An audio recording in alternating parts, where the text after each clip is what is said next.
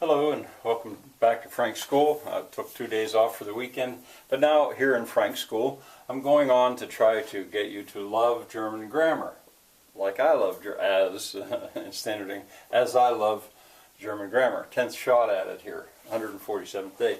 Well, from the Frog Prince, that story, the paragraph ends like this. What we read about last was when there was a dark, a big dark wood, and the king's kid, the king's child, would go in there. And now the sentence goes on like this: Und wenn es Langeweile hatte, so nahm es eine goldene Kugel, warf sie in die Höhe und fing sie wieder. Und das war sein liebstes Spielwerk. Okay, and when it, boredom, long while, boredom had. Well, this is a little girl. This is the king's daughter, but it's das Kind. So it's neuter, the word das Kind. If it had been the daughter, it would be she, but it's das Kind.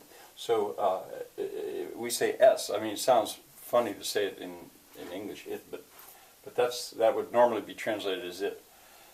And when the kid, boredom had, so, now wenn and so, we had wenn before, but I didn't say anything about the fact that so kind of goes with it. Let's see, this is called a correlative conjunction, when two work together. I think you could get away without saying so, but when wenn es Langeweile hatte, nahm es, yeah, I think you could. Took, this is the past tense of nehmen, there's the verb to take. Took it, once again this is the child, the kid, das Kind. Took it a golden Kugel, ball. Kugelschreiber is a ballpoint pen, a ball scriber. Kugel.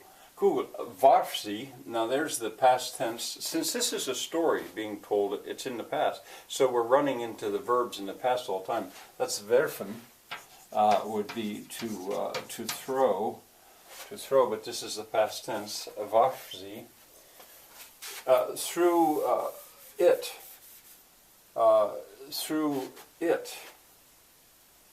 Well, now we would translate this as she, through she. But why is it she? It's because it's Kugel, and Kugel is feminine. Eine goldene Kugel. This is a feminine word. So the ball is she. Through she, it through she. That just doesn't work in English. Into the height. Up in the air, we'd say in English. And this is that preposition, but now it's taking the accusative case. Well, und fing sie, I've said quite often in Frank's School, aller Anfang sind schwer, all beginnings are heavy. Well, fang is like to grasp, and Anfang is a grasp at, it's a beginning. Anyway, here's the past tense. Grabbed she wieder. She threw it and grabbed. It just doesn't work because the pronouns in English, because this is the ball. She caught it again. And that was his, its, because this is the neuter gender. That was its lovedest, Liebe, ich liebe dich, is I love you in German, Liebe, and so it's. But this is the superlative. What do you call it? Superlative. Comparative superlative. Most. This was her lovedest, favorite. We would say in English. Play work. Spielen is to play, and Werk is. It's not quite the same as to work. It's not. It's a work that you do. This was her play work. I mean, I hope you can see. I'm trying to teach you to love German grammar right now, but I hope you can see reason to love German. That's behind us all. It's so cool. Let's see if I can do that again. And when it boredom had, so took it a golden ball through her in the height and caught her again. And that was its lovedest playwork. All right, now this looks so complicated. What we've got here is, these are the personal pronouns. We've run into some of them. This is a declension, and it looks very complicated. But the thing is, I decided today we'd take a break from all these inflections. Here's an inflection. Here's an inflection. Here's an inflection. We'll just take a break, and that's why I've left the genitive out, because they tend to inflect. But anyway, first person, ich. This would be I. Du. If you know the person, and one person, and you know them quite well, if you're being formal, then you would say Sie. If you're talking to somebody, stranger on the street, Sie. Actually, in German, over my lifetime, this has faded considerably, and you can get away with du in a lot of places. Now, in English, we don't make that distinction. It's just you. You could talk to the Queen of England, and it'd still be you.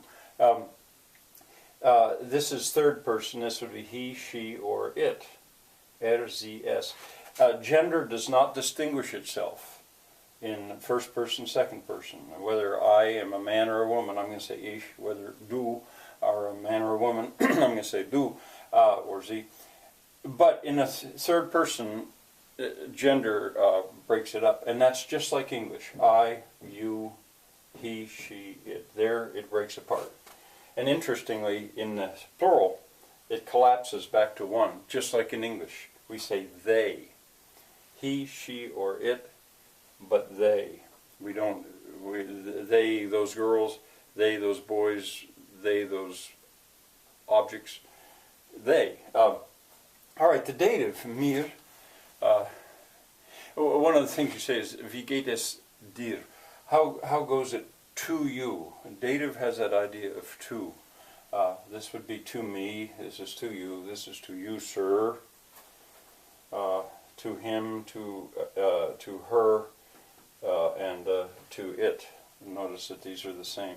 There's so much overlapping, and that doesn't help.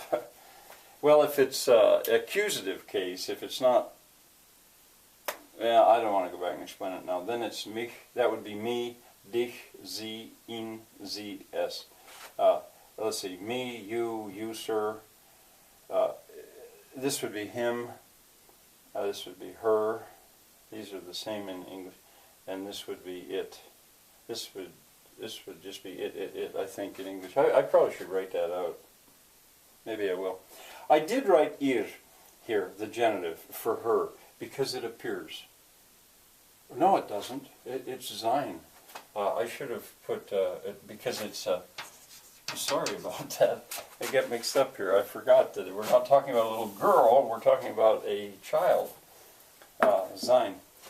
But I left them out because they are going to normally inflect. This one does not inflect for reasons that I don't want to tell you.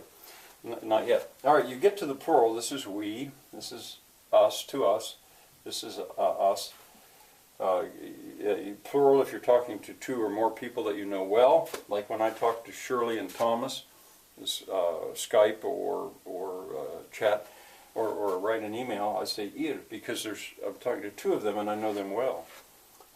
You, euch, to you, euch, to you. Sie if it's it doesn't change if it's plural. This is a strange kind of a strange thing here. And actually, I think ihr, if it's capitalized, can be used here. I think. I don't know. I don't want to make it too hard. And then they is sie, and if it's to them, it would be ihnen, and I called them, it would be sie. I don't know if I should do this in English or not. Let me try. Ich, I'm sorry. I, me, you. All these are you. This is to you, you. and this is you. I may not get this right. This would be he, this would be him, and this would be him. Z, this is she, this would be her, and this is her. S is it, its. Plural, this would be we, us, yuns in dialect here. But in standard English, these would both become you. This is like you, sir. Yuns. Wait, no, you can't do that in English. But informally, you can say yuns. Here, that makes it plural. You. Standard English would be just like that. And this is they. This is them, and this is them. I think I got that. But anyway, that does have to be. Those have to be learned. I guess you could say by rote, but we're going to run into them all over the place. I mean, here's a personal pronoun. Here's one. And there's one. There's one. Here's one. I think that's all of them. All right. Well, I'm going to go on. I'm going to go on. I've only got a week. A week from tomorrow, I'm flying to Germany. Yeah. All right. See you tomorrow.